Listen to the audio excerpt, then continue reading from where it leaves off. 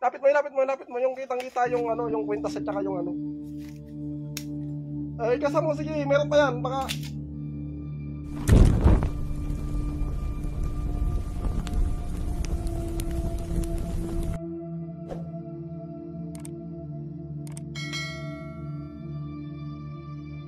Magandang araw mga ka-horror at welcome back nga palang muli sa aking channel. Nandito na naman nga pala tayo sa bagong episode ng Agimat Testing. Bali yung video nga pala na ipapakita ko sa inyo ngayon ay nagmula sa isang antingero na nagngangalang Maestro Lotus Agimat. Hindi rin ako pamilyar dito sa antingero na to, no? At ito ay bago sa aking pandinig. Pero nagka-interest ako rito kasi may nag-send sa akin sa aking messenger. At sinasabi na gawin ko nga raw ng video reaction o kwento itong si Maestro Lotus Agimat dahil maganda raw yung kanyang ginagawang testingan. Sino ba naman tayo para tumanggi? Sa totoo lang ito rin yung mga gustong gusto kong makitang testingan ng mga agimat. Kaya agad-agad kong binisita ang Facebook page ni Maestro Lotus Agimat. At dito nga ay nakita ko na meron siyang mga testing na isinasagawa na kung saan ay nagpapabaril siya sa sarili niyang katawan. Ang anting-anting nga pala ni Maestro Lotus Agimat ay tinatawag niyang Round 72. Ito ay gawa sa isang bao na inihalintulad niya ang itsura nito o hugis sa isang medalyon. At ginagawa itong kwintas ng kung sino man ang nagnanais magkaroon nito. Makikita rin sa kanyang Facebook page ang mga testimonya ng mga taong tumangkilik o bumili ng kanyang anting-anting na Round 72. At dito ay makikita nyo ang magagandang feedback ng kanyang naging customer. Kapansin-pansin din mga ka-horror ang live video na ginagawa ni Maestro Lotus Agimat sa tuwing may bumibili ng kanyang Round 72 na anting-anting. Isinasagawa niya sa live video na ito ang kanyang live na testingan bago niya ipadala o i-ship ang in-order nyo na agimat. Tinetesting niya ang Round 72 na ito sa pamamagitan ng paghiwa o paggamit ng matatalas na patalim at inihiwa niya ito sa kanyang balat na kung saan pagpapatunay lamang na ang medalyon ng R72 ay nagbibigay rin ng kabal. Mahusay din ang marketing strategy nitong si Maestro Lotus Agimat pagdating sa pagbebenta ng kanyang R72 na anting-anting. So paano pa mga ka-horror? Tara at panoorin na natin ang highlights ng video. Ang testingan ng R72 na anting-anting ni Maestro Lotus Agimat.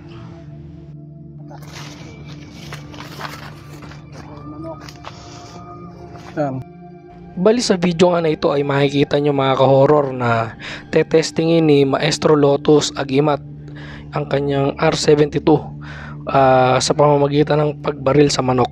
So tara mga ka-horror at panoorin natin ang video.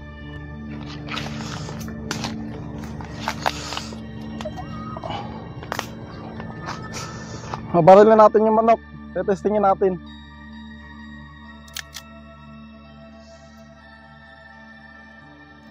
Ayaw talaga.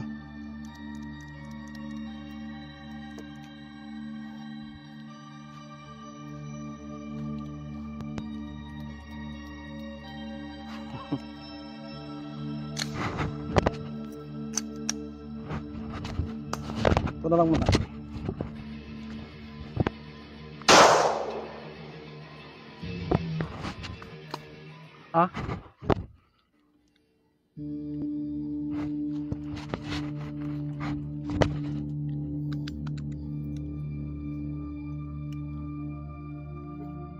Nakita naman natin mga ka-horror na noong tinutok yung baril doon sa manok ay ayaw pumutok o hindi makakalabit yung baril at tila nagkaroon nga ng problema, hindi niya maikasakasa yung baril na ito. Pero nung sinubukan niyang itutok ito doon sa may halamanan ay pumutok yung baril. So nangangahulugan lamang na yung R72 na to ay may kakayanan din ng pamigil. So yun mga ka-horror, parang katulad ito nung ginagawang testingan ni Idol Ismatak Inatak. So yung nagte-testing siya sa manok, ang pagkakaiba lang nila yung ginamit na baril. Siguro maipapayo ko lang kay Maestro Lotus Agimat. Sa susunod na gumawa siya ng ganitong klase ng testingan na mas itutok pa niya yung video doon sa target. Tapos ipakita niya rin kung ano nangyayari doon sa baril. Kasi dito hindi masyadong malinaw eh. Oo nga, kumbaga hindi siya pumuputok, pero mas maganda mas nakikita natin sa video na talagang hindi pumuputok yung baril. Kasi alam niyo naman dito sa social media, to see is to believe. Sa pangalawang video naman ni Maestro Lotus Agimat ay papakita na niya ang pagtesting ng R72 na ipuputok niya yung baril sa kanyang katawan. Ang comment ko lang dito sa video na to no, ay live kasi nila itong ginawa, so hindi yata maganda yung signal o yung reception ng signal doon sa lugar nila, dahil ang sabi nga niya sa live nila ay sa kabundukan nila ito ginawa. At yung video ay medyo mahaba rin, parang lagpas 30 minutes yung ginawang video, so namili na lang ako ng highlights. Kung gusto niyo mapanood yung mismong video ay puntahan niyo na lang yung Facebook page ni Maestro Lotus Agimat at doon niyo panoorin. Bali mapapansin niyo lang yung audio ay medyo nagpuputol-putol, at yun nga, yung video ay hindi ganun kalinaw. At isa pa yung nakuha nila na babaril sa kanya mismo ay syempre kinakabahan yon. Paano kung pumalya, di ba? So tara mga ka-horror, at simulan na natin ang video at sabay-sabay nating panoorin ito. Pag nagpa-testing ako, putok mo ha. Hindi yung kakabaka-baka ha. Totoo nga. Guys, tayo, nakahanap na tayo ng babaril. At medyo mamaya, suotin natin yung around 72. Tapos pabaril tayo sa katawan. Sa kamay muna, tapos sa katawan. Para matesting natin kung gaano kalakas ang round 72. Itutok mo. Yan. Makita nila. Tuloy natin ng bala.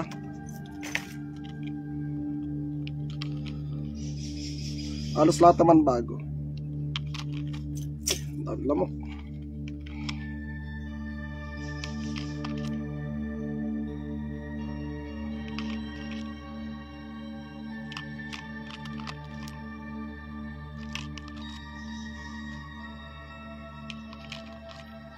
Halos lahat naman bago yan.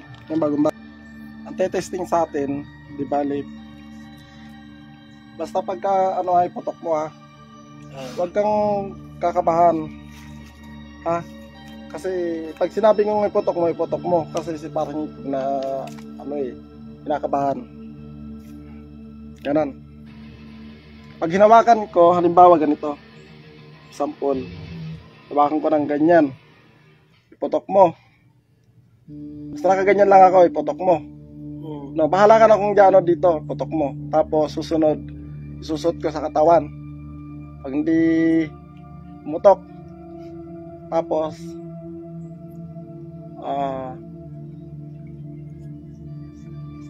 ganon, no. Medyo malayo na to, 1 meters to.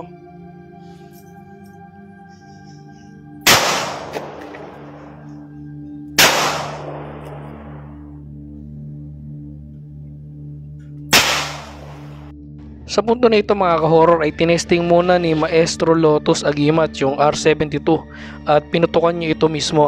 Dito nga sa video na to ay makikita nyo na hindi tinatamaan yung kanyang agimat.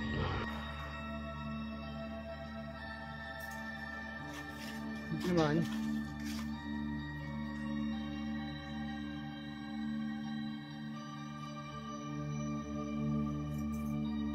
Tinamaan yan.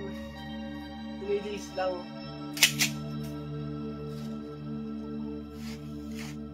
Tinamaan? Wala. Wala.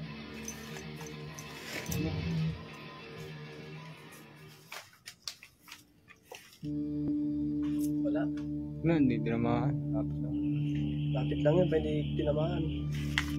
Sa part nga ng video na ito mga ka-horror ay medyo hindi na malinaw yung audio, nagpuputol-putol na siya.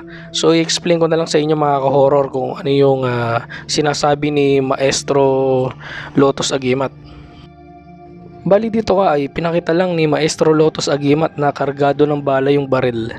At in-explain niya rin doon sa lalaki na nakaputi. Siya kasi yung puputok kung paano ang gagawin. So unang babarilin yung kamay niya na hawak-hawak yung R72. Then kapag hindi pinutokan ay isusuot niya ito at papuputokan na siya sa kanyang katawan.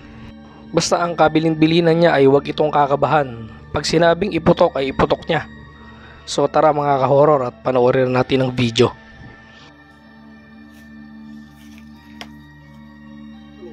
Yan. Yung ano? Yung Kanina.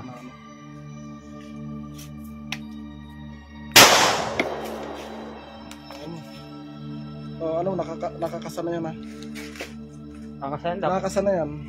Pipindutin agad. Tutok yan. Sige lang. Hawakan ko to. Yung sa ganyan sa baba. Yan. Sige. Karas, yan mo. Yan. Sige, ano mo. Huwag mo na, yan o. Ano mo na. Tsaka kakabahan. Suotin ko na ha. Putok mo. Sige, ano mo.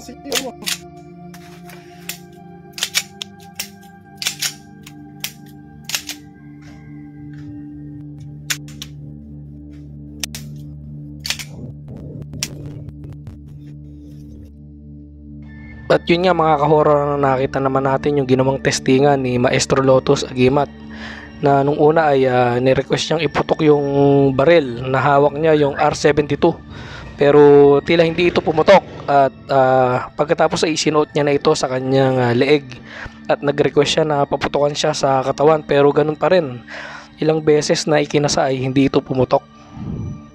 Bali ang comment ko lang dito mga ka-horror sa testingan ni Maestro Lotus Agimat ay sa susunod siguro hindi naman niya kailangan ng i-live kumbaga i-video niya na lang ng dire-diretso.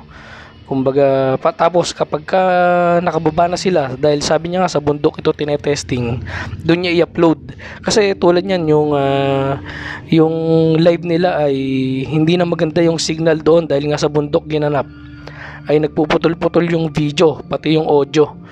Kumbaga mas mainam sana kung malinaw yung video tapos yung kumukuha ng video malapit, kitang-kita na yung barel ay habang ikinakasay nalalaglag yung bala tapos nakatutok din doon sa target. Pero yun namang comment ko na yun ay pwede niyang i-improve sa mga susunod na testingan niya pa. Ang masasabi ko lang dito sa R72 na Agimat ni Maestro Lotus Agimat ay kung totoo ito na talagang kayang pumigil o kayang maglihis at nakakapagbigay ng kunat o kabal sa nagtatangan nito ay napakagaling ng Agimat na to. Ano sa palagay niyo mga ka-horror? Tunay nga kayang may bisa at kapangyarihan ang round 72 na anting-anting ni Maestro Lotus Agimat? Kayo na po ang bahalang humusga mga ka-horror. Hanggang dito na lang mga ka-horror at samahan nyo kaming muli sa mga susunod pa namin na video patungkol sa mga Agimat. Maraming salamat po.